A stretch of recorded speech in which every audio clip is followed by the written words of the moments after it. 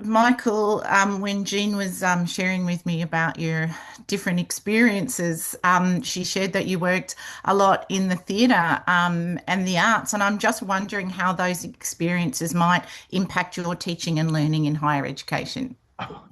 Thank you very much for that. I appreciate the opportunity to talk about that. Yeah, my experience in the theater was both. It was a mixture of art and craft because I was in the arts, but I was doing very much a craftsman-like thing, being a carpenter, being a rigger, setting up computer systems, moving scenery.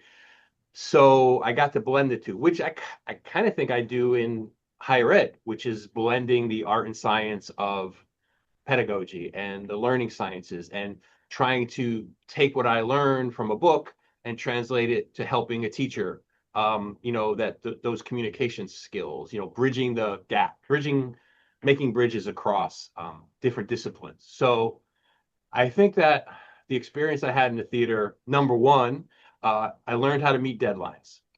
Deadlines in the theater aren't something that could be flexible. They are the deadline, and you have to meet it. So I think I built a mindset of deadlines have meaning. You have to meet them. You have to do what you need to do to get there. So meeting deadlines was a big one that I moved into the higher ed world. Teamwork, you know, um, working on a team. And, in the theater, there's all kinds of teams. Like I many times worked in a small team of 3 or 4 people rigging motors for the show. But then I had to then figure out how to work with the other teams of carpenters.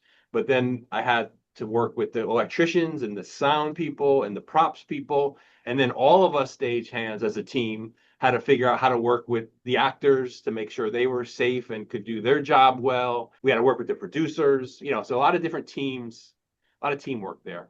Um, my piece, like valuing my piece as something to do, but also fits into a bigger puzzle.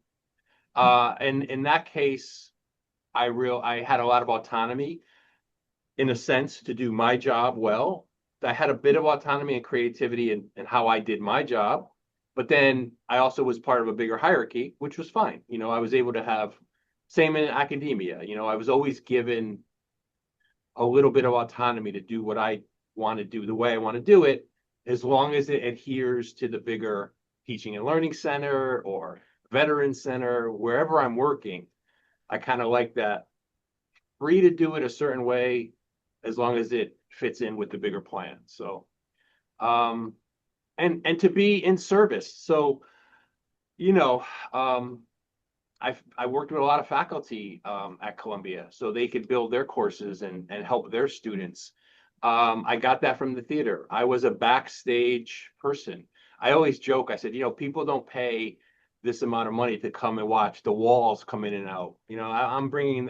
They're not coming in to see what I do. They're coming in to see a whole gamut of things, and I'm just a part of it. And I'm backstage, and I don't need the bows and I don't need the applause. It's just, I've always been in service to the theater as a stagehand. And I think that led me to be in service to faculty at an institution. I like being in service to a greater good, if you will.